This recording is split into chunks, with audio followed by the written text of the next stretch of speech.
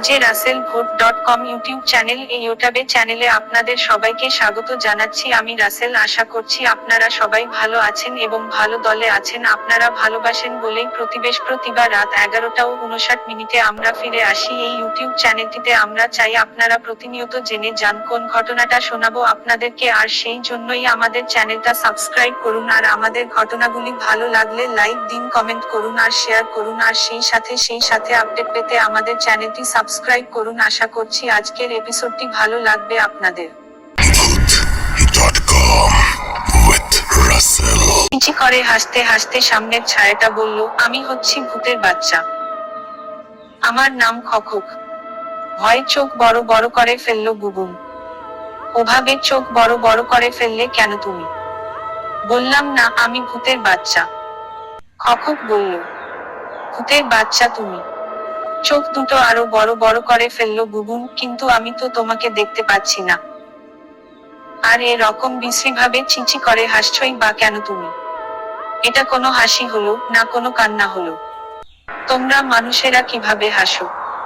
হিহি করে হাসি। না হিহি করে হাসো, আমরা চিচি করে হাসি।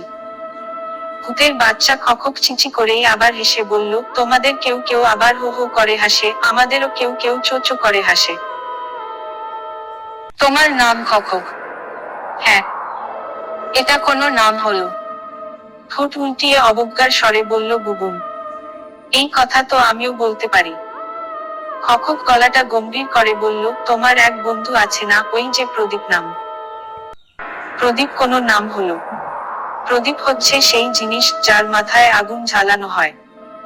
খকক আবার হাসতে লাগলো, তোমার ওই বন্ধুর মাথায় কি আগুন ঝালানো হয়? তাহলে ওর নাম প্রদীপ কেন? বুবুন মনে মনে ভেবে দেখলো, তাই তো, মানুষের নাম প্রদীপ হবে কেন? মানুষের মাথায় তো আগুন ঝালানো যায় না কখনো। মানুষের নাম হবে সুমন, ফাহাদ, রাকিব। এই যে তার নিজের নাম বুবুন, এই নামটাও ঠিক আছে। কিন্তু মানুষের নাম কখনো প্রদীপ হতে পারে না। বুবুন গলার স্বরটা নিচু করে বলল, সরি, তুমি ঠিক বলেছ খকক। আসলে সবই ঠিক আছে। তোমাদের মানুষদের এক ধরনের নাম হয়, আমাদের ভূতদের আরেক ধরনের নাম হয়। যেমন আমাদের কারো কারো নাম চোখ পপপ কক। নামগুলো শুনে ভীষণ হাসি পাচ্ছিল বুবুনের, কিন্তু হাসলো না সে। সামনের ছায়াটার দিকে ভালো করে তাকিয়ে বলল, আচ্ছা তোমরা দেখতে ছায়ার মতো কেন? না, আমরা কেবল ছায়ার মতো দেখতে না, আমরা মানুষের মতোও হতে পারি। তুমি ছোট মানুষ, আমিও ছোট। আমি যদি মানুষের মতো হই তাহলে তুমি আমাকে দেখে ভয় পেতে পারো। তোমাকে দেখে ভয় পাবো কেন? তোমাদের যেমন দুটো করে চোখ, আমাদের তিনটা করে। দুপাশে দুটো আর কপালের মাঝখানে একটা। কপালের চোখটা বেশ বড়, আর সেই চোখ দিয়ে আগুন বের হয় মাঝে মাঝে। বলো কি? বুবুন চমকে ওঠা গলায় বলল, আগুনে পুড়ে যায় না তোমাদের শরীর? ব্যথা লাগে না তোমাদের? না। মাঝখানের চোখের আগুনে অনেক পোকামাকড় এসে জড়ো হয় আমাদের মুখের সামনে, আমরা তখন গপগপ করে ওই পোকাগুলো গিলে খাই। খকক চিচি করে হেসে বলল, আমাদের প্রিয় খাদ্য কিন্তু ওইসব পোকামাকড়ই। পোকা আবার প্রিয় খাদ্য হয় কি করে? বুবুন অবাক হয়ে বলল, তোমরা চিংড়ি নামে যে একটা মাছ খাও, ওটা কি মাছ? আসলে ওটা কিন্তু এক ধরনের পোকাই। ওই পোকাই তোমরা কত মজা করে খাও। আবার অনেক দেশের মানুষ ব্যাঙ খায়, সাপ খায়, গুবরে পোকা খায়, কেঁচো খায়, এসবকে কি বলবে তুমি?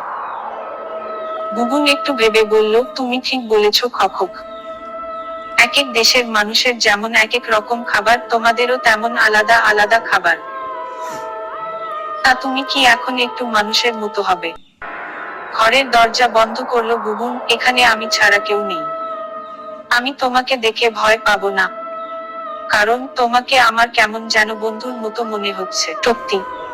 চিচি করে অনেকক্ষণ হেসে নিল খকক। তারপর আলতো করে একটা হাত রাখলো বুবুনের হাতে। বুবুন টের পেল তা। ছট করে সে তার নিজের হাতের দিকে তাকালো। ওই হাতের মাঝে একটা হাত দেখা যাচ্ছে।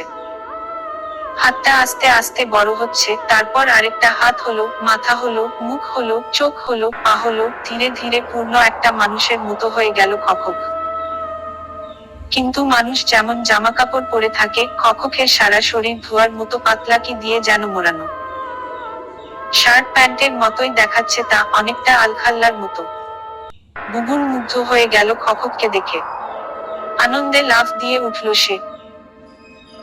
তারপর খক্কর দিকে 2 হাত বাড়িয়ে বলল, আমি কি তোমাকে একটু জড়িয়ে ধরতে পারি খকক? অবশ্যই, বলেই খক্ক 2 হাত বাড়িয়ে দিল। তারপর দুজন দুজনকে জড়িয়ে ধরে রাখলো বেশ কিছুক্ষণ। খকক হঠাৎ চমকে উঠে বলল, বুবুন তুমি তো স্কুলের পড়া পড়ছিলে, একটু পর তো স্কুলে যেতে হবে তোমাকে। হ্যাঁ, আমি আশায় তোমার ডিস্টার্ব হলো। স্কুলের পড়া পড়তে পারছো না তুমি? খকক অপরাধী গলায় বলল, সমস্যা নেই, একদিন পড়া না শিখলে স্যাররা আমাকে কিছু বলবেন না। কেন কিছু বলবেন না? কারণ প্রতিদিন পড়া করে স্কুলে যাই আমি। আমি জানি তো, কিন্তু আজও তুমি স্কুলে পড়া করে যাবে? না, আজ আর পড়তে ইচ্ছে করছে না। কিচ্ছু করতে হবে না তোমাকে, পড়াগুলো শুধু একবার রিডিং করবে তুমি, দেখবে তাতেই মুখস্থ হয়ে গেছে সব। একবার পড়লেই মুখস্থ হয়ে যাবে। খকক লম্বা একটা হাসি দিয়ে বলল, হ্যাঁ, মুখস্থ হয়ে যাবে। বুবুন দ্রুত পড়াগুলো একবার রিডিং করে নিল। তারপর বই বন্ধ করে বুঝতে পারল সত্যি সত্যি সব পড়া মুখস্থ হয়ে গেছে তার। আনন্দে সে খক্কর একটা হাত চেপে ধরে বলল, এটা তুমি করেছো না? হ্যাঁ, ভূতেরা অনেক কিছু করতে পারে। বলেই হাত ধরে বুবুনকে জানালার পাশে আনলো খকক। বাইরে তাকিয়ে বলল, ওই যে তোমাদের ছোট্ট একটা ফুলের বাগান, বেশ কিছু আগাছা জন্মেছে সেখানে। 2-1 দিনের মধ্যে তুমি ওগুলো পরিষ্কার করতে না? বাসার অনেক কাজ করতে ভালো লাগে আমার, মা বাবাকেও সাহায্য করি আমি। বাগানের ঘাস পরিষ্কার করতেও খুব পছন্দ আমার। তোমার আর পরিষ্কার করতে হবে না। কেন, এখানে দাঁড়িয়েই আমি ওগুলো পরিষ্কার করে দিচ্ছি। খক্কর সঙ্গে জানালার পাশে দাঁড়িয়ে বুবুন অবাক হয়ে দেখলো, বাগানের আগাছাগুলো একা একাই মাটি থেকে উঠে যাচ্ছে, একা একাই জড়ো হয়ে যাচ্ছে বাগানের এক কোণায়। একটু পর বাগান একেবারে চমৎকারভাবে পরিষ্কার হয়ে গেল। বুবুনের পড়ার টেবিলের কাছে ফিরে এল খকক।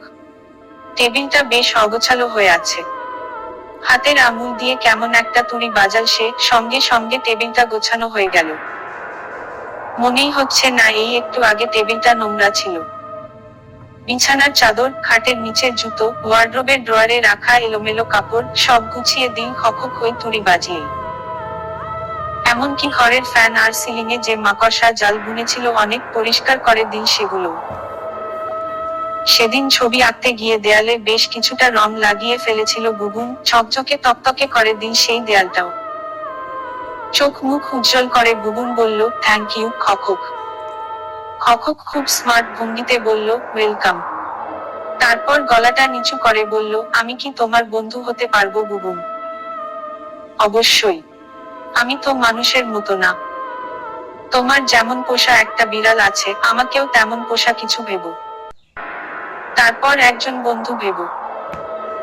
খকক অদ্ভুত একটা হাসি দিয়ে বলল, আমি হচ্ছি তোমার পোষা ভূতের বাচ্চা বন্ধু। হেসে ফেলল বুবুন। দরজায় নক করার শব্দ হলো হঠাৎ। সঙ্গে সঙ্গে খক্কর দিকে তাকালো বুবুন। চমকে উঠল সঙ্গে সঙ্গে। খকক নেই।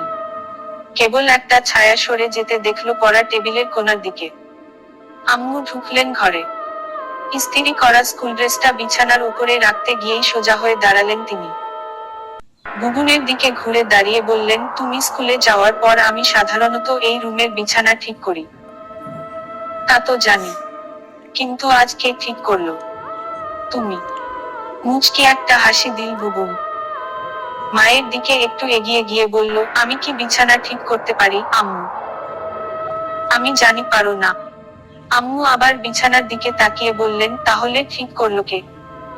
বুবুন রহস্যের একটা হাসি দিয়ে বলল, কেউ না কেউ একজন তো করেছে আম্মু। সেই কেউ একজনটাকে? কথা বলতে বলতে ঘরের চারপাশটা দেখতে লাগলেন আম্মু। তিনি আগের চেয়ে অবাক হয়ে বললেন, রাতে শোয়ার আগেও তো তোমার পড়ার টেবিলটা অগোছালো দেখে গেছি, এটাও তুমি ওই স্কুলে যাওয়ার পর গুছিয়ে দিই আমি। আজ এটা একেবারে ফিটফাট দেখাচ্ছে। এটা গোছানো দেখে ভালো লাগছে না তোমার?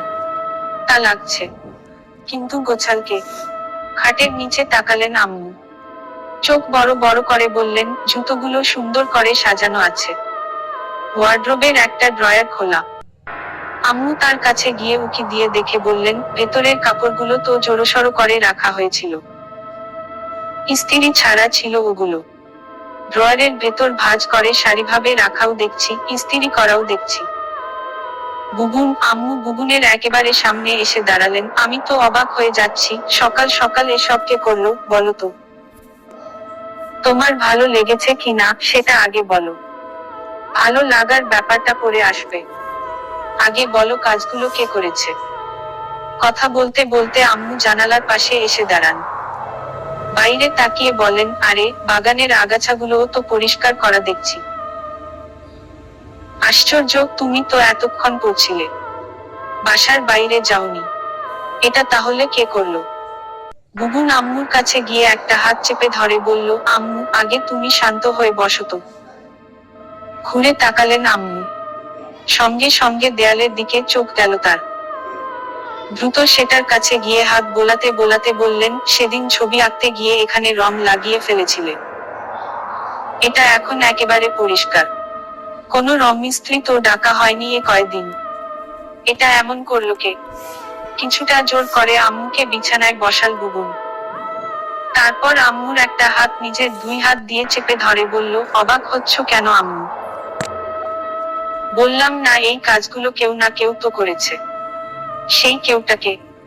আম্মু অস্থির হয়ে বললেন, খকক খকক।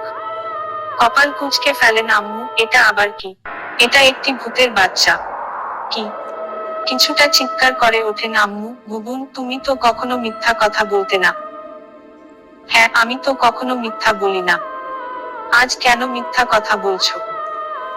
আমি তো মিথ্যা কথা বলছি না আম্মু। এসব খক কি করেছে? খকক হচ্ছে ওই ভূতের বাচ্চার নাম। আমার নতুন বন্ধু। আমি আর ভাবতে পারছি না বুবুন। তুমি সত্যি কথাটা বলে ফেলো। আম্মুর হাত দুটো আরো একটু চেপে ধরে বুবুন বলল, আমি সত্যি কথাই বলছি আম্মু। ভূত বলে কিছু আছে নাকি? ভূতের বাচ্চাই বা তুমি পাবে কিভাবে? রুমের দরজার দিকে তাকালেন আম্মু। বুবুনের বাবা, এদিকে আসো তো। স্যুট টাই পরে অফিসে যাওয়ার জন্য প্রস্তুতি নিচ্ছিলেন বুবুনের বাবা। দ্রুত তিনি বুবুনের রুমে ঢুকলেন। কিছুটা উদ্বিগ্ন হয়ে বললেন, কি হয়েছে? চিৎকার করে ডাকলে যে? কোনো সমস্যা? তোমার ছেলে কি বলে শোনো। বুবুনের দিকে তাকালেন আম্মু। ওর নাকি একটা বন্ধু হয়েছে, সে আবার ভূতের বাচ্চা। তার নাম খকক। বুঝতে পারলাম না ব্যাপারটা। চোখ বড় বড় করে ফেললেন বুবুনের বাবা। বুবুনের মুখের দিকে তাকালেন তিনি। বুঝতে পারছো না? বিছানা থেকে কিছুটা লাফ দিয়ে উঠে দাঁড়ালেন আম্মু। বুবুনের বাবার কাছাকাছি এসে দাঁড়িয়ে বললেন, বিছানা দেখেছো? টানটান করা চাদর, খাটের নিচে জুতো গোছানো, ওয়ার্ড্রোবের কাপড় সাজানো আছে থাক থাক করে। ওগুলো ইস্ত্রি করা ছিল না, ইস্ত্রিও করা হয়েছে ওগুলো। আর দেখ, বুবুনের আব্বুর একটা হাত টেনে জানালার কাছে নিয়ে গেলেন বুবুনের আম্মু। বাগানের যত আগাছা ছিল সব পরিষ্কার করা হয়েছে। এসব কে করেছে? অবাক হয়ে জিজ্ঞেস করলেন বুবুনের আব্বু। বুবুনের ওই বন্ধু, খকক না ককক নাম। আম্মু ঘরের দেয়ালের দিকে তাকালেন। 2 দিন আগে তুমি বললে না ছবি আঁকতে গিয়ে দেয়ালটা কেমন বিশ্রী করে ফেলেছে বুবুন, রং মিস্ত্রি ডাকতে হবে। তার আর প্রয়োজন হবে না। দেখো, এটা এখন পরিষ্কার। এটাও নাকি ওই ভূতের বাচ্চাটা করেছে। আব্বু এগিয়ে গেলেন বুবুনের দিকে। আদর করে মাথায় হাত দিয়ে বললেন, বুবুন আমার গুড বয়, তুমি তো কখনো মিথ্যা কথা বলো না। আজ কেন বলছো? আমি তো আজও মিথ্যা কথা বলছি না আব্বু। এগুলো কি তাহলে ওই ভূতের বাচ্চাই করেছে? জি আব্বু। ওর নাম খকক। ও দেখতে কেমন? আমাদের দুটো চোখ, ওর 3টা। দুপাশে দুটো, কপালের মাঝখানে একটা। বুবুন খুব আনন্দ নিয়ে বলল, ও এখন কোথায় আছে? ছট করে বুবুন পড়ার টেবিলের কোণার দিকে তাকালো। ছায়ার মতো দেখা যাচ্ছে ওখানে এখনো। বুবুন উৎফুল্ল হয়ে বলল, ওই যে ওখানে। আব্বু একটু এগিয়ে গিয়ে বললেন, কই? ওখানেই আছে। তুমি দেখতে পাচ্ছ না? কিছুটা রেগে গেলেন আব্বু। ছি বুবুন, তুমি শেষ পর্যন্ত মিথ্যা কথা বলা শিখেছ। আমি খুব কষ্ট পেলাম। না আঙ্কেল, বুবুন মিথ্যা কথা বলেনি। পড়ার টেবিলের কোণা থেকে একটা ছায়া নড়ে উঠল হঠাৎ। বুবুনের আব্বু আর আম্মু দেখলেন ছায়াটা আস্তে আস্তে কেমন যেন মানুষের রূপ নিচ্ছে। ধোয়ার মতো একটা আবরণ ঘিরে রেখেছে তাকে। আস্তে আস্তে ওটা এগিয়ে আসছে সামনের দিকে। একসময় সেটা অনেকটা মানুষের মতো হয়ে গেল। বুবুনের আব্বু আর আম্মুর চোখ বড় হয়ে গেছে। কোনো কথা বলতে পারছেন না তারা। বুবুনের উচ্চতার একটা অবয়ব দাঁড়িয়ে আছে তাদের সামনে। তিনটা চোখ ওটার।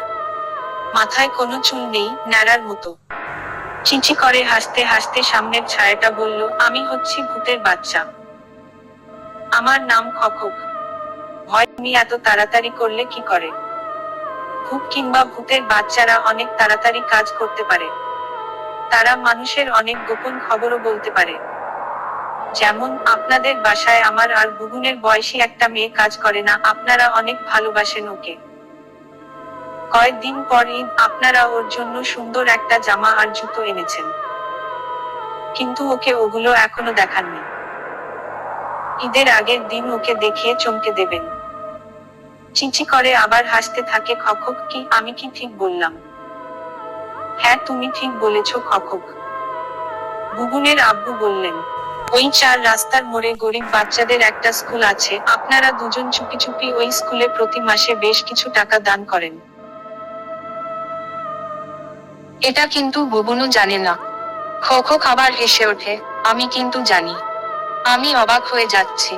চোখ বড় বড় করে বুবুনের আব্বু বললেন, অবাক হওয়ার কিছু নেই আঙ্কেল। আমি বললাম না ভূতরা অনেক কিছু জানে। বুবুন এবারও পরীক্ষায় ভালো করলে ওকে নিয়ে আপনারা কক্সবাজার যাবেন, এই প্রথম আপনারা ওকে সমুদ্র দেখাবেন। এটাও কিন্তু বুবুন জানে না। বুবুনের দিকে তাকালো খখক। বুবুন তুমি কি জানো ব্যাপারটা? না আমি জানি না তো। আব্বু আম্মু তোমাকে সারপ্রাইজ দেওয়ার জন্য গোপন রেখেছেন এটা। চিঁচি করে আবার হেসে ওঠে খখক। আমার সময় শেষ, আমার এখন চলে যেতে হবে। একটা ভালো ছেলের সঙ্গে কিছুক্ষণ সময় কাটানোর সুযোগ দেওয়া হয়েছিল। আমি খুব খুশি যে বুবুনের মতো একটা ছেলে আমাকে বন্ধু বলেছে। তুমি এখন চলে যাবে। বুবুন কষ্ট কষ্ট গলায় বলল, আমাকে যেতে হবে যে। তুমি আর কখনো আসবে না। আমি যদি ভালো ভালো কাজ করি তাহলে আমাকে আরো অনেকবার মানুষের সঙ্গে মেশার সুযোগ দেওয়া হবে। বুবুনের দিকে এগিয়ে যায় খখক। আমি এখন থেকে বেশি বেশি ভালো কাজ করব বুবুন। আমি আবার তোমার কাছে আসব। এখন আসি, ওকে। বুবুন হঠাৎ কেঁদে উঠল, না তোমাকে যেতে দেব না আমি। কিন্তু আমাকে যে যেতেই হবে বন্ধু। আরো কিছুক্ষণ থাকো না প্লিজ, আমার যে সময় নেই। তোমার যেমন খারাপ লাগছে আমারও তেমন লাগছে বন্ধু। বুবুনের একটা হাত ছুঁয়েই চলে যাচ্ছিল খখক। হঠাৎ পেছনে তাকালো সে। বুবুন দৌড়ে গিয়ে ওর আম্মুকে ঝাপটে ধরেছে। কান্না শুরু করে দিয়েছে জোরে জোরে। ঘুরে দাঁড়ালো খখক। একটু এগিয়ে গেল বুবুনের আম্মুর দিকে। গলাটা নিচু করে বলল, আন্টি, আমার যখন 6 মাস বয়স তখন আমার বাবা মা দুজনই মারা যান। আমি শুনেছি মায়েদের আদর নাকি অনেক মজার। আপনি কি বুবুনের মতো আমাকেও একটু জড়িয়ে ধরবেন? হাত বাড়ালেন বুবুনের আম্মু। কিছুটা দৌড়ে গিয়ে খখক ধরে ফেললো বুবুনের আম্মুর হাতটা। তারপর বুবুনের মতো মাথাটা ঠেকিয়ে দিল ডান হাতের উপরে। খখক একটু পর আয়েশ করে বলল, আহ, মায়ের আদরে এত মজা। তারপর বুঝে ফেললো 3টা চোখই। বুন হঠাৎ শব্দ করে বলল, আম্মু, খখক নেই। আম্মু গলাটা ভারী করে বললেন, ও চলে গেছে। বুবুন হঠাৎ ওর আম্মুর হাতের দিকে তাকালো। জেলির মতো দেখতে নীল কি যেন লেগে আছে আম্মুর হাতে। আম্মুও দেখলেন।